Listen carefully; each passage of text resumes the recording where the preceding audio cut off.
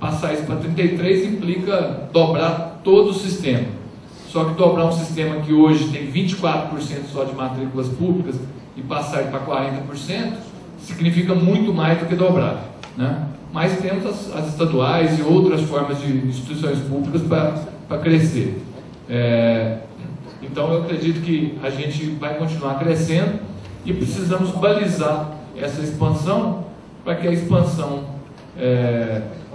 que a gente for fazer daqui para frente, ela seja uma expansão que nos dê condições de fazer isso com toda a qualidade. Eu até fazendo uma avaliação do passado, dessas fases iniciais aí de 2005, 2007, não tinha como ser diferente mesmo não. E a gente tinha que enfrentar e fazer o que a gente está fazendo. Nós estamos fazendo expansão com qualidade, mesmo uma expansão desse tamanho. Aí a gente percebe isso por qualquer tipo de avaliação do sistema que a gente fizer, essa expansão foi feita com qualidade.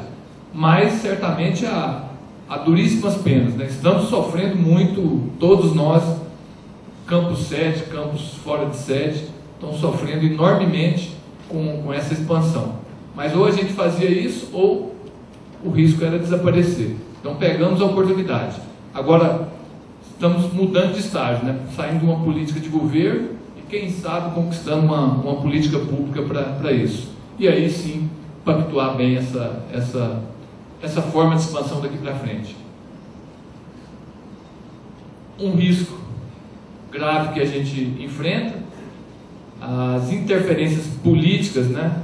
Virou uma boa...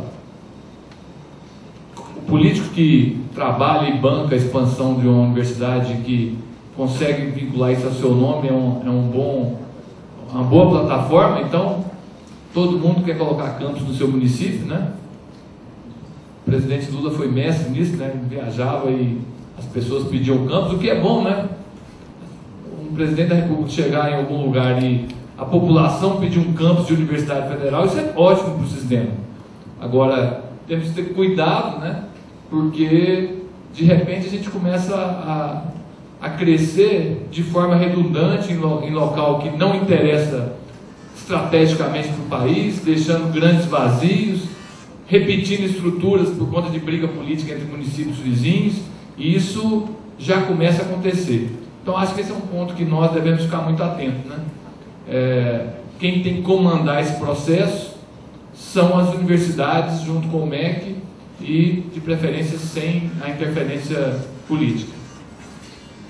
E hoje, essa realidade do sistema, que as IFES são todas multicampus. Próximo.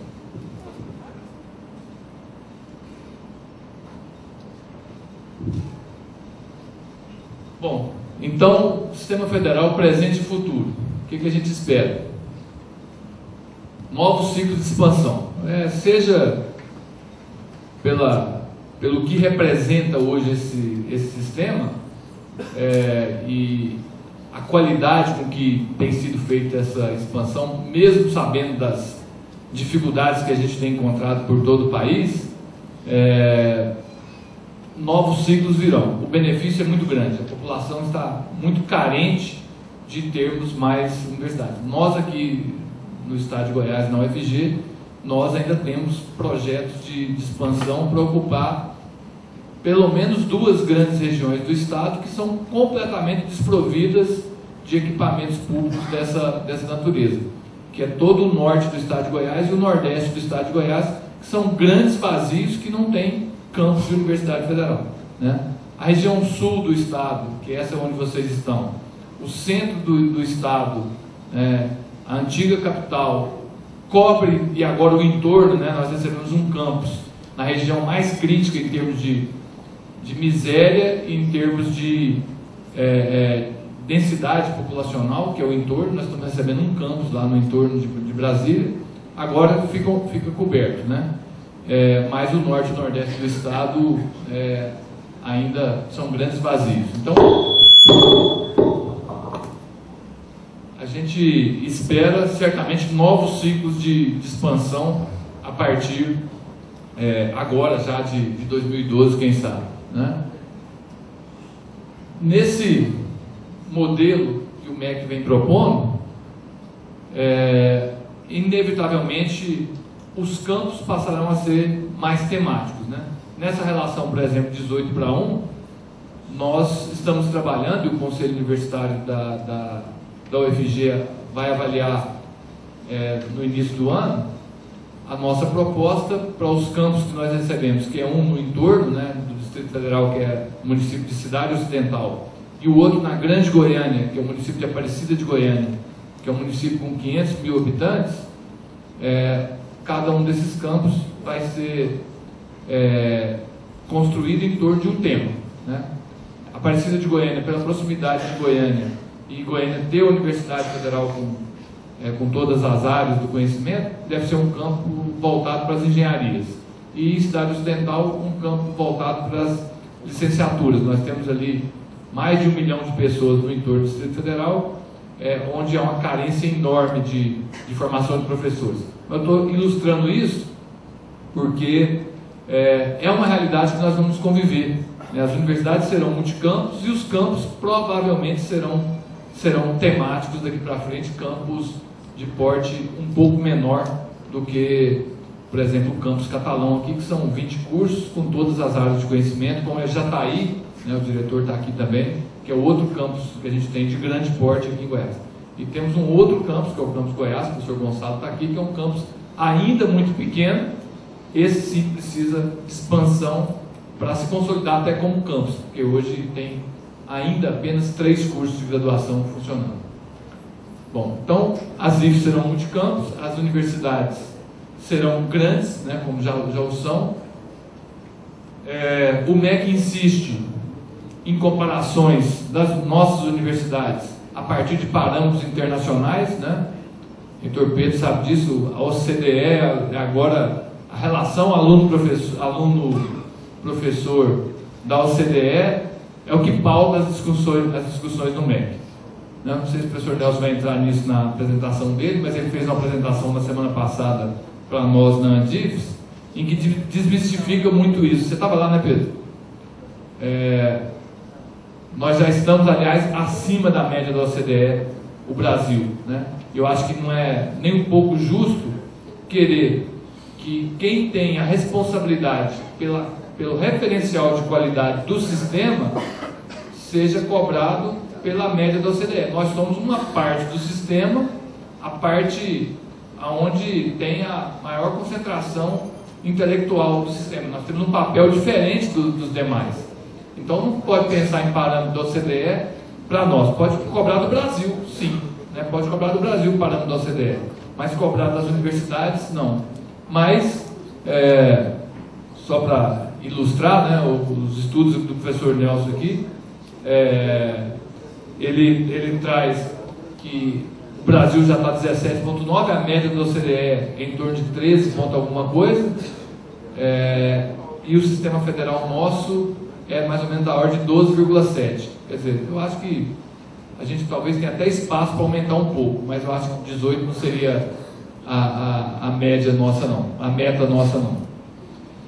Bom, cada vez mais nós vamos ser financiados com base na eficiência, isso está dito nos decretos, e acho que isso é também uma questão que está vinculada à reconquista da autonomia, que eu acho que é o nosso maior valor a ser obtido é a autonomia universitária, e aí não adianta, a autonomia vem com responsabilidade, e a responsabilidade passa pela uma maior eficiência do sistema.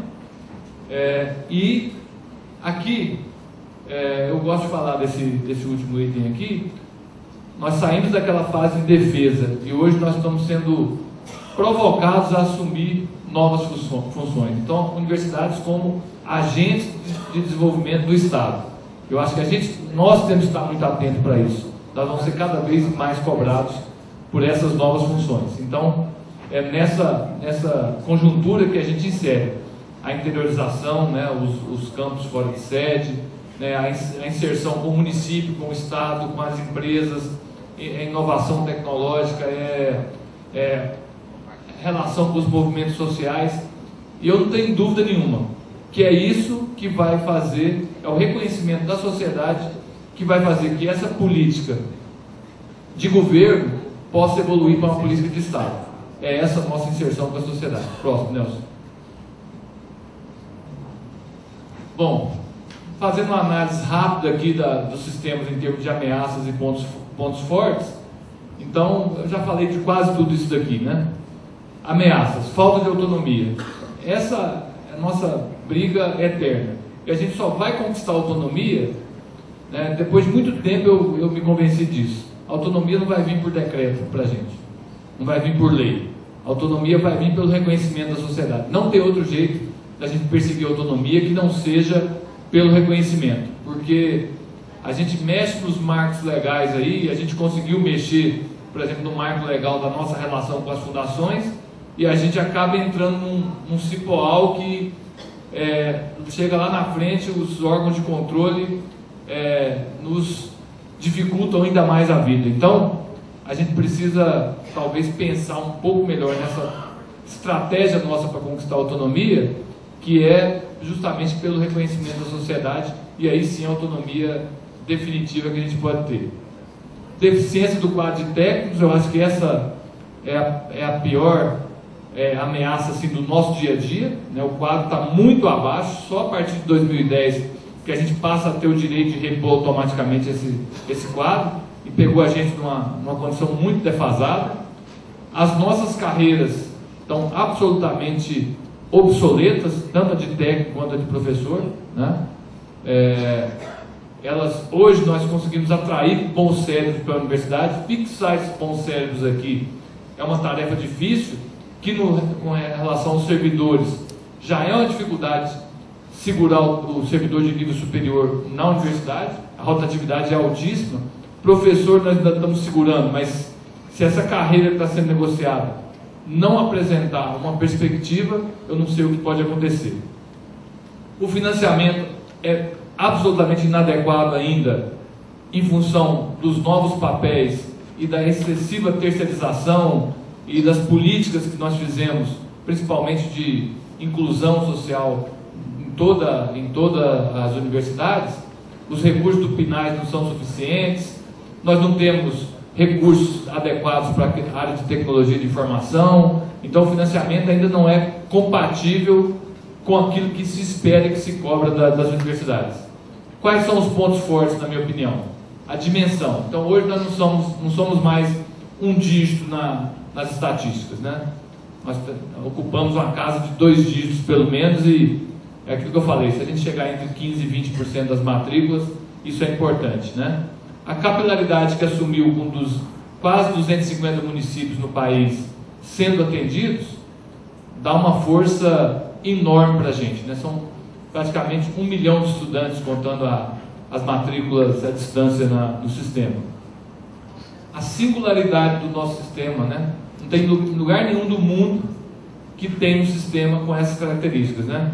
O mesmo mantenedor, o mesmo regime jurídico, a mesma forma de financiamento, né? Aí a nossa competência para aproveitar essa singularidade e transformar isso numa grande rede realmente de produção de conhecimento, de transformação, eu costumo dizer que nós temos a maior força desse país, que está no sistema com as 59 universidades.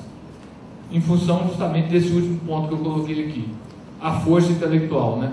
70 mil professores, 100 mil técnicos, desses 70 mil professores, caminhando rapidamente para 50 mil doutores, e daqui a pouco, certamente 70 mil doutores, né? Daqui a pouco nós teremos 100% do quadro com doutores, como a Federal do ABC, né? Que já é pré-condição para ser professor lá, é ter o título de doutor, né? Então, o resto do sistema caminha para isso, então essa é a grande força do sistema. Próximo, para encerrando. Bom, isso aqui o Nelson deve abordar, eu não vou colocar muita detalhe disso daqui, né? Mas como que começou o processo de interiorização da UFG? Lógico, não existia nada no interior do estado em termos de educação superior lá nos anos 80, praticamente nada, né? Então se teve a iniciativa de formar professores aqui em Catalão e Jataí, né? E alguns outros municípios que hoje já não se consolidaram como campus, como foi Rialma, né? Em Goiás, na cidade de Goiás, antiga capital, até por um resgate da história do próprio Estado, se abriu o curso de Direito, onde ele começou. Ele começou lá em 1898 e voltou nos anos 80. Veio para Goiânia em 30 e alguma coisa, depois ajudou a criar a UFG em Goiânia e depois, num reconhecimento da antiga capital, criou-se o curso. Então, o campus de Goiás tem como base o curso de Direito. O Jataí e Catalão, a base são os cursos de formação de professores, né? E aí, essa característica dos campos até 2005, né? Nós tínhamos em cada campus 110 professores e em cada um deles tínhamos mais ou menos 30 professores do quadro federal e assim, contratados, concursados 2 anos antes de 2005, né? Acho que os professores mais velhos, cadê o Manuel? Uma forte pressão da sociedade para esse crescimento, né? O que foi fazendo esse crescimento mesmo sem o recurso federal acontecer e ancorado em convênios com o Estado, no caso de Jataí, e com a Prefeitura, aqui no caso de Catalão, em alguns momentos com o Estado também. Acho que é o último, né? Bom, e aí, algumas características do que tem acontecido, né? A história distanciou Goiânia dos campos do interior, né? Por razões diversas, né? Houve um distanciamento muito grande em função de todas essas dificuldades, né? Então, também da prática política de gestores, né? Orçamentação inexistente, o campus vivia a partir da boa vontade do gestor em Goiânia. Então aqui está errado, eu vou corrigir já, então vou, né? Que primeiro esse professor de 2002, não 2004, né? Federalização em 2005, foi quando aí pactuou com o MEC, e aí vieram mais 100 e tantos professores. Houve uma repactuação desse decorrer desse período em 2006, né? Só em 2006 os concursos passaram a ser realizados aqui e em Jataí, os concursos eram realizados em Goiânia, né? Então quem prestava concurso na UFG sequer conhecia Catalão ou conhecia Jataí, sequer conhecia onde ia trabalhar. Essa foi a primeira decisão da nossa gestão, foi justamente trazer os concursos para cá. Então os dois campos se tornaram grandes, né? Conversava com o reitor Pedro aqui antes, né? O campus Catalão hoje é maior do que a Federal do Vale de Jequitinhonha e Mucuri antes da expansão, né? Hoje não, hoje a Federal expandiu e tal. É maior do que várias universidades do país, né? Antes do ciclo de expansão. Então são campos grandes, né? É inegável o sentimento construído por todo esse período, o sentimento de exclusão dos campos, né? A gente vem numa trajetória inversa a isso, e lógico que isso levou a um desejo de emancipação dos campos até a partir das experiências que existem pelo país, né? Goiás é um estado que tem uma única universidade federal, a gente atravessa aqui a fronteira com Minas Gerais, nós temos 11 universidades federais no estado vizinho, né? Essa é uma realidade, e lógico que esse desejo ele aparece. Acho que tem mais antes de acabar, agora é o último deles. Então, como que eu poderia sintetizar o momento atual da experiência multicampus da UFG? Bom, primeiro, nós tomamos a seguinte decisão enquanto gestão. A UFG vai ser uma universidade multicampus. Não tem como não ser. O sistema federal vai ser multicampus, né? Eu vejo, com essa experiência, e aí colocando no lugar do MEC, né, olhando a partir do MEC para o sistema, as universidades serão multicampus e o sistema multicampus funciona. Essa é a conclusão óbvia, porque tem experiências em outros sistemas do país, como Unesp e tudo mais, que funcionam muitíssimo bem. E o próprio sistema federal hoje já funciona assim. Então não tenhamos a ilusão que nós vamos ter 250 universidades federais autônomas no país, que nós não vamos ter. Então, baseado nisso, também avaliando a força política que Goiás tem, dificilmente a gente consegue ter aqui 4 ou 5 universidades federais. Nós vamos ter 1 ou 2, ou quem sabe 3 universidades federais, né? Então, independentemente de como vai se dar o processo de emancipação, se é que ele vai acontecer, né? Eu tenho dúvidas até que ele aconteça, mas se ele acontecer, a UFG vai continuar sendo multicampus. E em sendo multicampus, a gente tem que pensar agora a nossa estrutura para funcionar como tal, independente se a emancipação de um ou outro campus vem ou não, né? Então, primeira coisa, passamos a orçamentar o campus como se fosse uma universidade independente. Bom, isso não é suficiente? É lógico, a matriz Andifes não é suficiente para Goiânia também. A gente reforça isso aqui brigando no MEC. Então, quando a gente briga, a gente traz mais recursos extra matriz para Goiânia, para Catalão, para Jataí, para Goiás e assim por diante. Mas tratar a universidade, os campos da universidade, com um nível de autonomia do ponto de vista orçamentário, foi uma decisão do Conselho Universitário proposta por nós.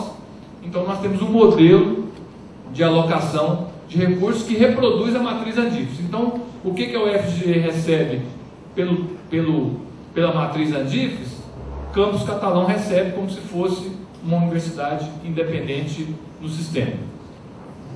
Promovemos uma aproximação forte do campus, né? E essa aproximação vai desde estratégias como reitorado itinerante, o reitor está aqui quase que mensalmente, os pró-reitores estão aqui, os órgãos estão aqui, ou seja, nós encurtamos as distâncias de Goiânia para os campos e intensificamos essa aproximação, invertemos aquela lógica de exclusão, mesmo porque eu não concordo com esse distanciamento nem dentro do sistema entre as universidades, né? Falei há pouco, a nossa maior força é a singularidade. Então, independente do que vai acontecer amanhã, acho que o exemplo do consórcio mineiro é bom, né? 7 universidades tentando trabalhar de forma coesa. Então, não justifica nenhum tipo de distanciamento. Então, a administração superior se faz presente, as políticas institucionais, o exercício tem mostrado para a gente que se faz necessário adequar as políticas que foram pensadas no passado com a lógica do campus Goiânia. Então, seja PIBIC, seja incubadora de empresas, seja o que for, ela tem que ser pensada agora numa lógica multicampus. E é isso que a gente está exercitando e contamos aqui com a participação e com as sugestões do campus para isso. Futuro, readequação estatutária. Formamos uma grande comissão que está trabalhando aí há vários meses, está fechando a proposta para ir para as instâncias deliberativas, onde a gente introduz novos conceitos e reconhece definitivamente a realidade multicampus da UFG.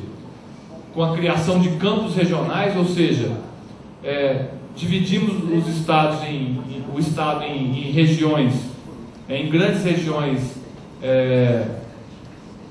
geopolíticas, e essas regiões serão administradas por um campus da UFG, ou seja, o campus Catalão deixa de ser campus Catalão, passa a ser um campus regional que vai ter inserção em toda a região de influência da cidade de Catalão. E assim nos demais campos e possíveis campos que nós teremos. Então, isso está sendo previsto no Estatuto, né?